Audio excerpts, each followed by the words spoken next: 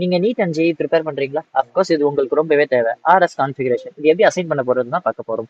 First condition is must be chiral. நீங்க இருக்க போற காம்பவுண்ட் கைரலா இருக்கணும். தென் அட்டாமிக் நம்பர் வச்சு ப்ரியாரிட்டி ஃபிக்ஸ் பண்ணணும். அண்ட் நம்பரிங் கொடுக்க போறோம். Lowest preferred group away from the அப்சர்வரா இருக்கணும்.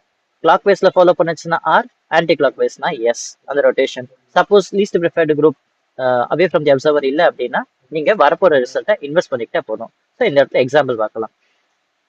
ஃபர்ஸ்ட் எக்ஸாம்பிள் இந்த இடத்துல இதான் chiral centre. Okay, highest atomic number bromine, chlorine, fluorine, least preferred hydrogen. So normal numbering 1 2 3 இப்படி தான் ஃபாலோ பண்ணுது.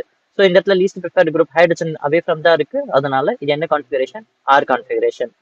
ஸோ நெக்ஸ்ட் ஒன் இது chiral centre. Highest preferred chlorine, second oxygen இருக்கிறதுனால இங்க 3 4. நார்மல் நம்பரிங் 1 2 3 எஸ் வருது. பட் ஹைட்ரஜன் பிளேன் மேல இருக்கு, அவே from the observer இல்லை. அதனால இது எஸ் ஆ மாத்திக்கணும். இந்த இடத்துல இதுதான் chiral centre. Highest preferred 1 2 3 4. Normal numbering 1 2 3 R வருது. ஆனா hydrogen least preferred group plane along the plane இருக்கு, பிளேன் கீழே இல்லை. அப்ப இது என்னவா மாத்திரணும்? எஸ் ஆ மாத்திரணும். லாஸ்ட் 2 எக்ஸாம்பிள்ஸ் நீங்களே ட்ரை பண்ணுங்க.